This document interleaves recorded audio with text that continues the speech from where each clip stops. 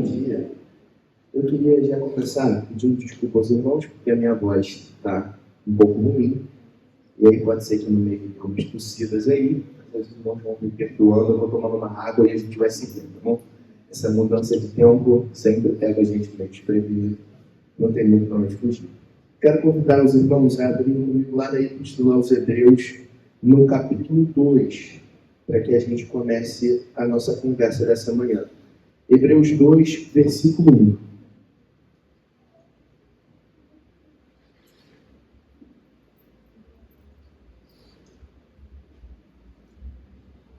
Epístola aos Hebreus, capítulo 2, verso 1. À medida que você encontrar, fique de pé, para que a gente faça essa leitura juntos.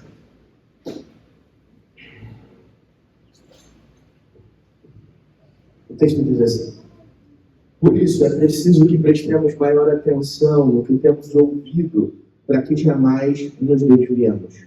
Pois uma vez que a mensagem transmitida por meio dos anjos era válida e toda transgressão e desobediência recebeu a devida punição, como escaparemos nós se negligenciarmos tão grande salvação?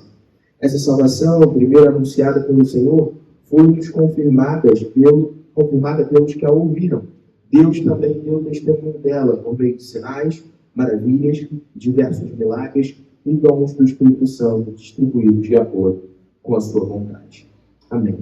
Vamos orar? Senhor Deus, nós te agradecemos pelo benefício de nos reunirmos em torno da tua palavra. Graças te damos, Senhor, porque a tua boa mão nos sustenta e foi o Senhor que nos trouxe até esse momento aqui. Se você parou esse tempo para que juntos nós pudéssemos aprender de ti, e eu te peço que o Senhor fale conosco nesse momento, que apesar de mim a tua voz possa ser audível entre nós.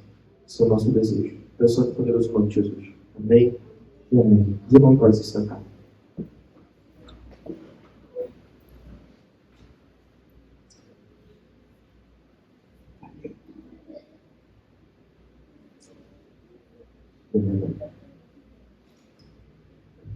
As histórias, elas têm um poder bastante interessante. Eu, particularmente, me considero um bom contador de histórias. Modéstia à parte, eu acho que eu conto boas histórias. Eu acho que as histórias são bem contadas. Eu posso estar enganado, mas eu vou seguir acreditando nisso. E espero que seja verdade. Quando a gente conta histórias, a gente constrói um espaço onde as pessoas são envolvidas por essas histórias que estão sendo contadas. Às vezes a gente conversa sobre momentos que a gente já viveu juntos. E aí a gente ri sobre aquele momento especial que a gente teve juntos. Então, imagina, quando você está reunido com a sua família, com seus amigos, e vocês começam a relembrar histórias passadas.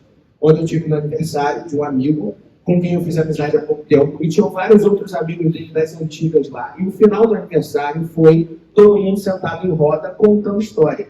Todo mundo que estava ali, com algumas poucas exceções, tinha vivido exatamente aquelas histórias. Daí você pode pensar, para que recontar aquilo que se viveu? Mas eles contavam porque juntos eles reviviam aquele momento. E eu, que nunca tinha ouvido aquela história, fui transportado para aquele momento também. Porque quando a gente escuta histórias alheias, a gente é levado para aquele lugar, a gente passa a experimentar aquilo ali juntos, a gente vive aquele tempo de alguma maneira.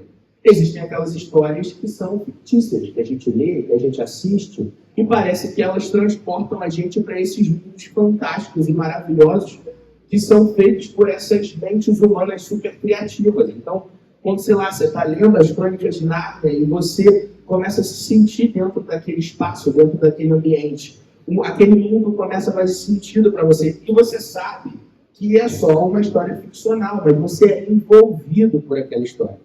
Esse é o poder que uma boa história tem, de nos levar para lugares que a gente já foi, lugares que a gente nunca foi, e lugares que a gente nunca vai, porque nem existem. Esse poder das histórias se apresenta na maior de todas as histórias, na história do Evangelho, registrada na Escritura.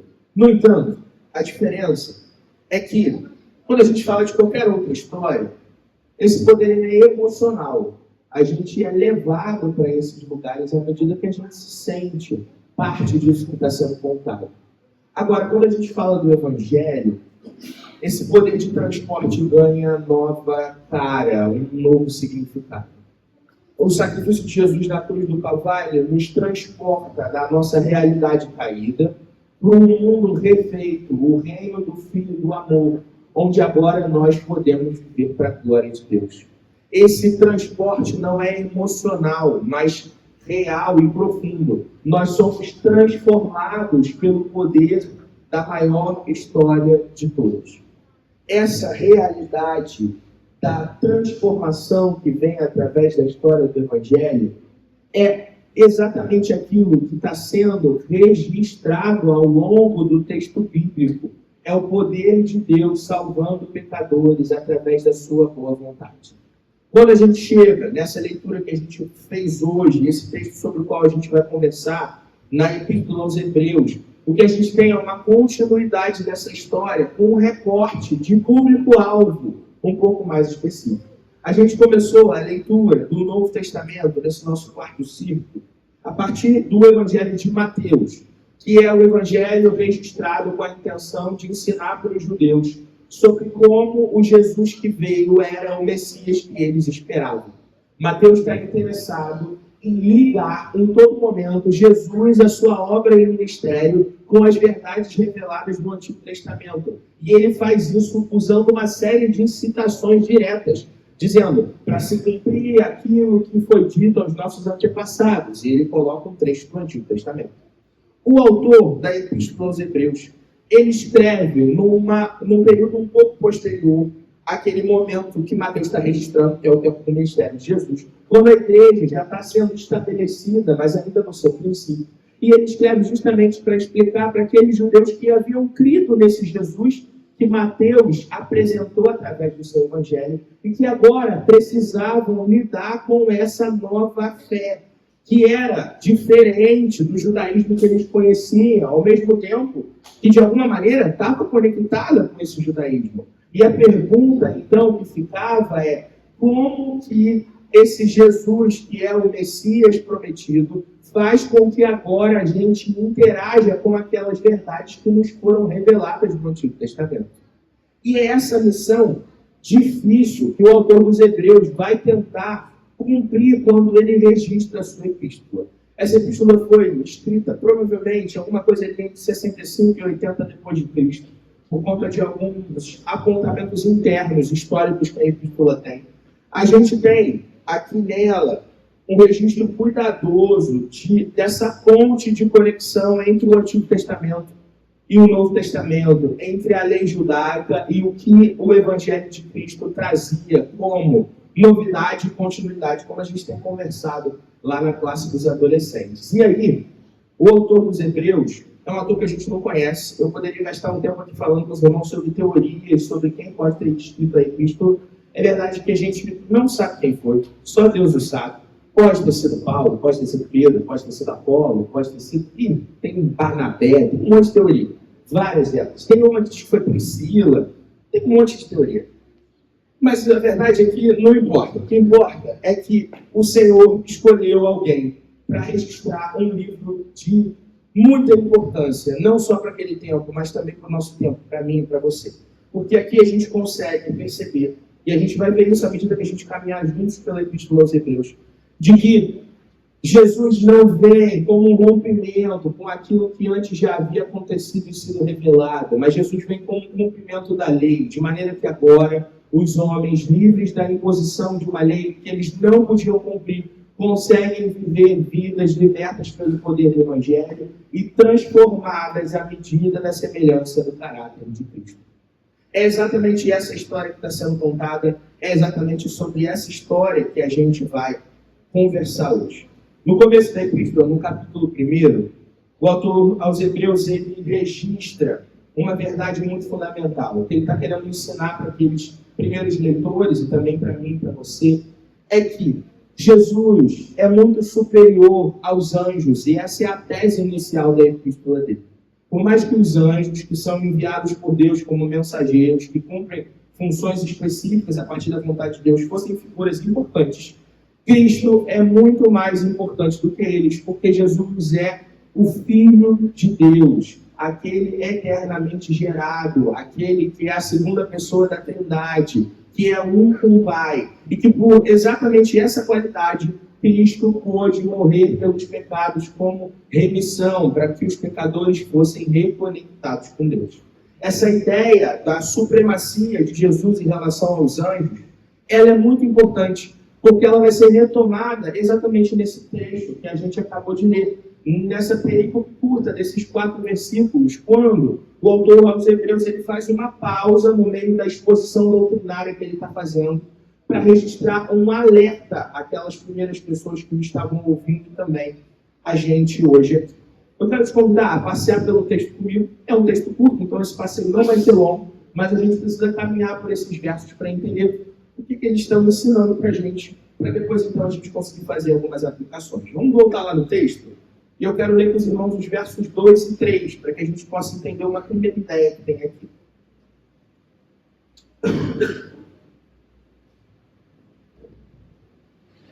Os versos 2 e 3 dizem assim: pois uma vez que a mensagem transmitida por meio dos anjos era válida, e toda transgressão e desobediência recebeu a devida punição, como escaparemos nós se negligenciarmos tão grande salvação?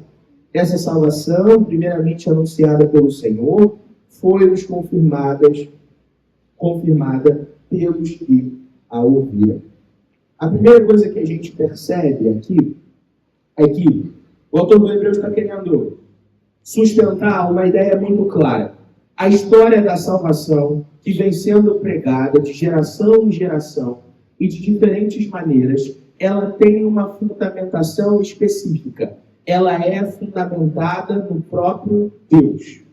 É do próprio Deus que vem não só o plano da salvação, mas a comunicação dessa salvação e o registro dessa salvação.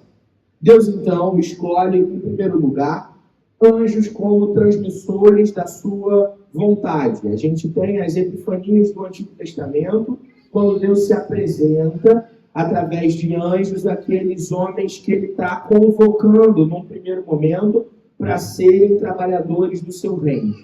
Essa revelação vai ser expandida e Deus, então, vai chamar líderes que são profetas, sacerdotes, que vão servir como mediadores dessa comunicação. A gente vai ter depois os reis sendo instituídos, servindo como essa ponte de contato entre o povo e Deus, e os profetas que vão vir depois do tempo do reino dividido e também durante o reino ainda único.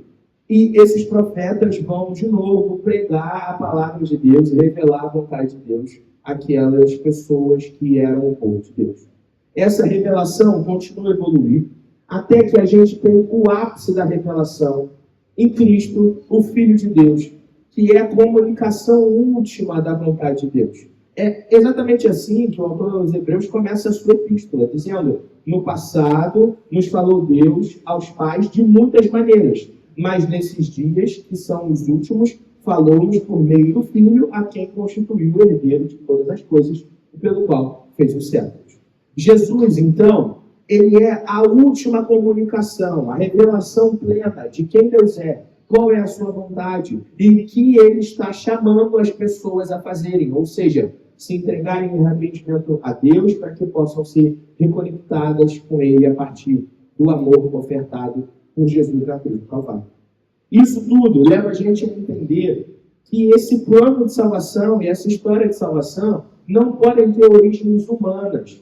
Não são os apóstolos os criadores dessa história, nem os profetas antes deles, nem os reis e sacerdotes, nem Abraão, nem Noé, nem Adão. Mas o próprio Deus é o autor da salvação e aquele que opera a salvação do mundo. E por isso essa história, ela é digna de atenção. É por isso que essa história precisa ser ouvida. É por isso que essa história precisa ser pregada. E é isso que os apóstolos fizeram. Como uma continuidade do ministério do Cristo que se revela como expressão última da vontade de Deus, os apóstolos e discípulos seguem pregando esse evangelho da verdade. De maneira que essa expansão vai sendo cada vez maior, até que nós sejamos envolvidos nesse exercício de continuar a contar essa história. A primeira ideia que a gente pega aqui é essa. Essa história ela é importante, ela vale a pena, ela é digna de atenção, porque ela vem do próprio Deus, a origem está no próprio Deus. Se a gente seguir no texto, na parte B do verso 3, também no verso 4, a gente vai ver registrado assim. Essa salvação, primeiramente anunciada pelo Senhor, foi-nos confirmada pelos que a ouviram. Deus também deu testemunho dela por meio de sinais, maravilhas, diversos milagres e dons do Espírito Santo distribuídos de acordo com a sua vontade. Segunda ideia que a gente percebe é que essa salvação comunicada, essa pregação do Evangelho, vai sendo difundida debaixo da bênção do Deus que chamou essas pessoas a pregarem o Evangelho. Essa bênção, ela vem em forma de maravilhas, de milagres e de dons espirituais que capacitam o povo de Deus a pregar a sua palavra. A gente olha no registro bíblico e a gente encontra todos aqueles sinais e maravilhas que Jesus fez no seu ministério, sendo em muitas medidas replicado pelos apóstolos no começo da pregação do Evangelho ali no primeiro século. À medida que a igreja ia sendo levada a outros lugares, esses apóstolos saíam em missão para pregar a palavra, Deus confirmava a pregação deles através de sinais, maravilhas, milagres e dons espirituais. Isso era necessário para que as pessoas entendessem que aqueles apóstolos não eram gente que falava qualquer coisa, mas gente que caminhou com Jesus e que pregavam o mesmo ministério de Jesus. Esses dons, sinais e maravilhas eram um selo de que eles estavam indo sob a bandeira do Cristo que veio e que foi poderoso, não só para multiplicar pães, ressuscitar mortos, curar cegos, mas, em última instância, ressurgir dentre os mortos. E são esses sinais e maravilhas que corroboram aquela primeira pregação. Sendo assim, Deus está abençoando a transmissão da pregação do Evangelho para que as pessoas pudessem crer na verdade que vinha sendo pregada. Agora, a última ideia que a gente encontra aqui quando a gente olha para o texto, na verdade está no primeiro versículo, e é o coração dessa perícope, e é que a gente vai precisar analisar com ainda mais cuidado. Porque numa primeira olhada parece simples, mas não é tanto assim. O texto diz, por isso, no versículo 1, por isso é preciso que prestemos maior atenção no que temos ouvido, para que jamais nos desviemos. Por isso é preciso que prestemos atenção ao que temos ouvido, para que jamais nos desviemos. Uma primeira olhada é um alerta positivo e importante, mas simples. Prestem atenção para que você siga no caminho. Mas o autor aos Hebreus, ele na verdade está usando uma metáfora aqui, que na tradução a gente perde, porque isso infelizmente acontece. Quando a gente traduz de uma língua para outra, eventualmente a gente perde alguns detalhes aí. No original, a palavra que está registrada para dar atenção tem uma ideia de manter o curso. Essa metáfora que o autor está usando é uma metáfora náutica. Ele está escolhendo a imagem de um barco navegando para falar sobre como deve ser a nossa fé.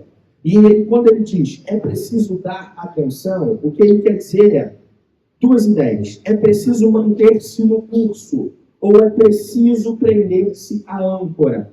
A lógica aqui é necessário que nós mantenhamos o nosso rumo na navegação da vida. É preciso dar atenção, é preciso se firmar num caminho, é preciso se prender à âncora. E aí, o que pode acontecer caso a gente não dê atenção, caso a gente não siga esse prumo, caso a gente não se firme nessa âncora, é que nós podemos nos desviar. E essa palavra, que foi traduzida como desviar, traz a ideia de um barco que, estando preso no porto, tem as suas amarras cortadas e então começa a vagar sem rumo. Fica solto, à deriva. Ou seja, se a gente fosse tentar aplicar essa metáfora ao texto, a gente poderia ler alguma coisa assim. Por isso, é preciso que nos prendamos à âncora do que temos ouvido para que não sejamos como um barco à deriva. Alguma coisa assim. Alguma coisa assim. E essa ideia que o autor está trazendo é o seguinte. Existe um desafio ao lidar com essa história, que é não basta ouvir a história e achar ela bonitinha, legal, bacana. A gente precisa se prender a ela como um barco que lança uma âncora, para que o mar da vida não leve. É preciso dar atenção, para que então nós não sejamos como barcos. a deriva. A gente vai, quando chegar na aplicação sobre esse trecho, a gente vai poder entender essa ideia um pouco melhor. Mas eu quero agora fazer 3 breves aplicações para os irmãos. A primeira delas é o seguinte: o fundamento do Evangelho que a gente prega hoje ainda é o mesmo que era no passado. O fundamento do Evangelho é o Senhor.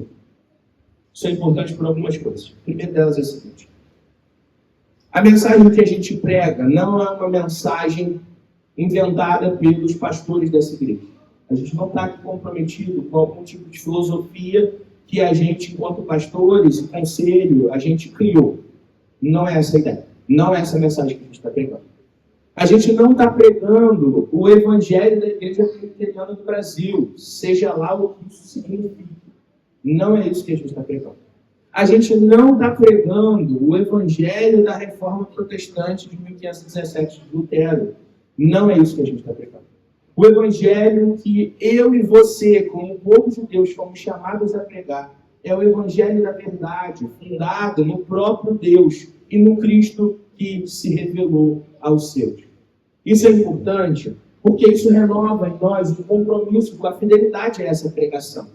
Todas as vezes que nós subimos nesse púlpito, é a Cristo e esse morto e ressurreto que nós precisamos pregar. E isso reforça o desafio, a responsabilidade de estar aqui pregando o Evangelho. Porque se a gente sobe aqui e prega qualquer outra coisa, então a gente abandonou aquilo que é mais importante. Agora, esse compromisso de fidelidade não é só nosso, daqueles que sobem ao púlpito, mas é de todo o povo de Deus. De maneira que o ministério da palavra foi compartilhado com toda a igreja. Agora, esse evangelho não é mais difundido sob o poder de alguns específicos, ou seja, profetas num tempo, reis em outro, então apóstolos, não é isso não.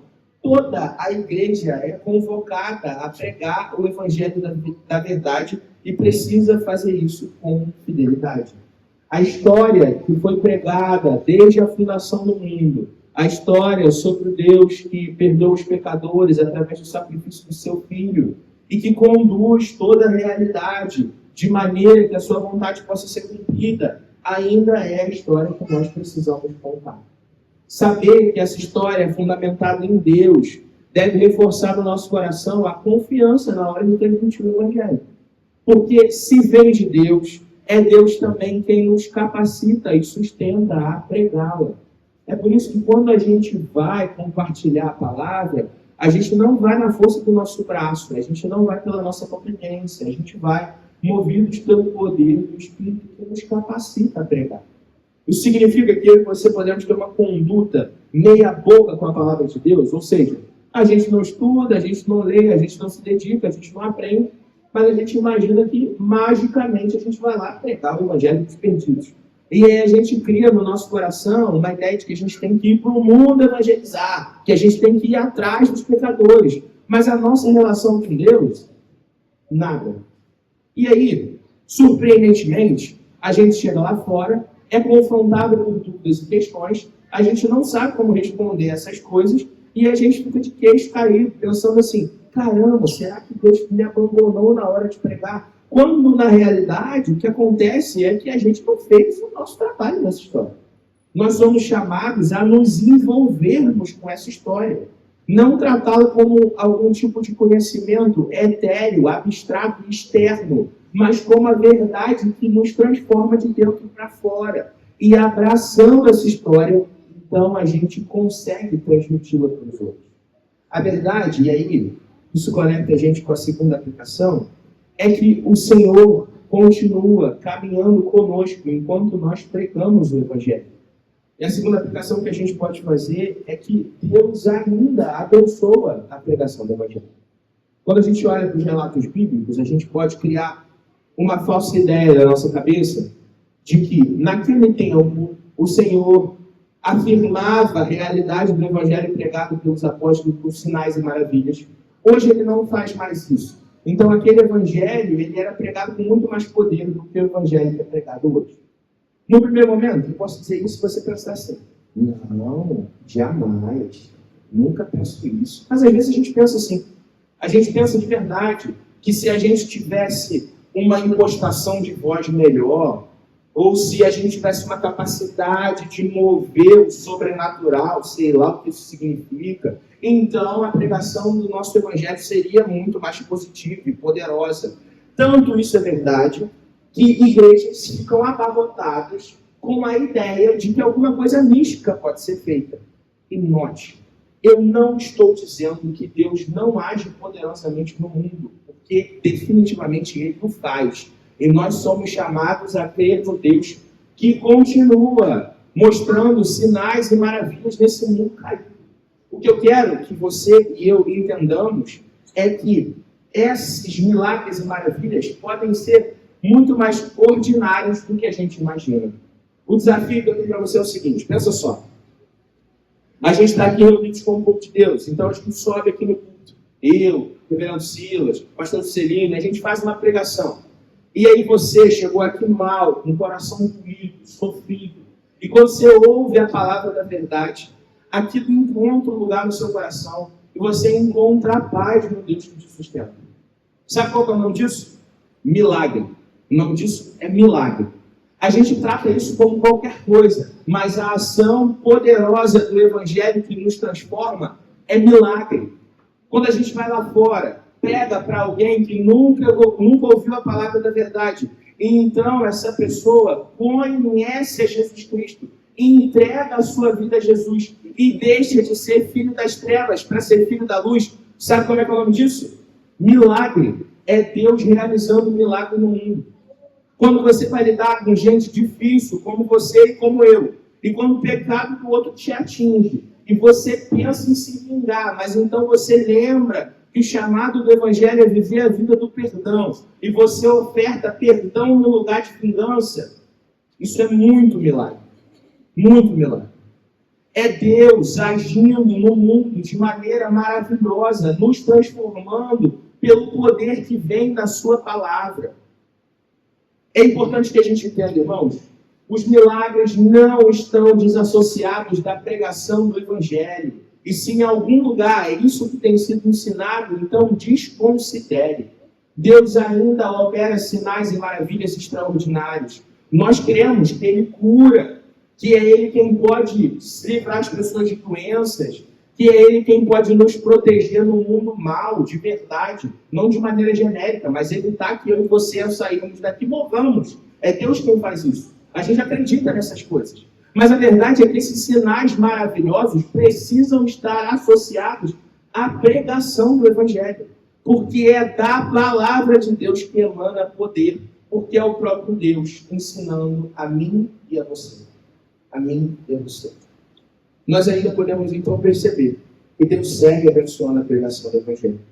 A última aplicação que eu quero fazer, que eu considero a parte importante desse encontro que a gente tem, é por isso que o nosso sermão precisa prestar atenção, é sobre o perigo da gente ficar dele. Sobre o perigo da gente ficar dele. Tem um devocional, o John Piper, no Alegria e na Palavra, que é uma sequência de devocionais que são distribuídos pelo Ministério Fiel e pelo Desiring God, que é o Ministério do Piper lá fora, que é de 30 de outubro, se eu não me engano. Se você passar lá no YouTube, 30 ou 31 de outubro, o perigo de ficar à deriva, você vai ver esse devocional. Foi a primeira vez que eu tive um contato mais pessoal com esse texto da Epístola aos Hebreus. Não que eu já não tivesse lido, mas foi ouvindo esse devocional do Piper que essa metáfora náutica me saltou aos olhos. E esse texto me envolveu tanto, mexeu tanto comigo, que esse foi o texto que eu usei na minha exegese, que eu precisei entregar ao presbitério, e também no meu sermão de prova, exatamente nesse texto de Hebreus 2, de 1 a 4. E aí, quando eu estava lidando com esse devocional do Piper, o Piper fala assim: existe um perigo na caminhada cristã, que é o perigo da gente ficar à deriva no meio do mar da vida. O problema é que muitas vezes a gente trata esse ambiente aquoso que é a existência como se fosse um tipo de lago parado, plácido, calmo. Então, ficar à deriva num lago calmo é uma maravilha. Imagina, a gente entra num lago, aquela água morninha, e a gente passa a boiar, então a gente fica sendo levado pela água e não há perigo. Na verdade, há prazer. O problema é que a vida não é como um lago. O Piper diz, a vida é como um rio que corre na direção da destruição.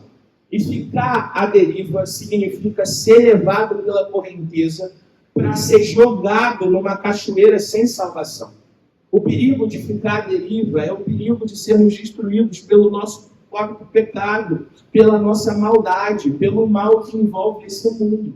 E, portanto, é preciso dar atenção às coisas que temos ouvido. É preciso que, como povo de Deus, nós continuemos no rumo, navegando na direção da vontade de Deus, lançando âncora nas verdades do Evangelho, para que então nós sejamos mantidos no curso pelo Deus que nos conduz na direção da sua glória. Ficar à deriva, então, não é repousar tranquilo, é arriscar a própria existência. E às vezes é isso que a gente faz. No dia que a caminhada é difícil, no dia que a gente está exausto de continuar caminhando com Jesus, a gente resolve largar a mão. A gente pensa que está tudo bem. O problema é que quanto mais longe de Cristo, mais longe a gente fica de encontrar aquilo que a gente quer, que é descanso. A gente pensa que largar a mão no meio de um rio que nos leva até a destruição vai deixar a gente relaxado. Vai não. Dá um trabalho danado. Mesmo nadando na direção da correnteza, sentir as águas da maldade do mundo nos envolvendo e afogando, tira totalmente a nossa paz. Que recursos, então, a gente tem para continuar no rumo certo, nos firmarmos as coisas que nós temos ouvido? É curioso que os termos que são usados aqui, e é também o Padre que salienta isso lá nesse devocional, prestar atenção, ouvir, nos apegar, ele fala assim, essas coisas não são descrição de um trabalho, porque elas não são um trabalho, elas são deleite. Jesus está nos chamando a confiar na palavra que Ele mesmo revelou. O esforço dos crentes, o esforço meu e seu, não é de nadar contra a correnteza, é de nos firmarmos na palavra da verdade, de maneira que é Cristo quem conduz o nosso barco na contramão da maldade desse mundo.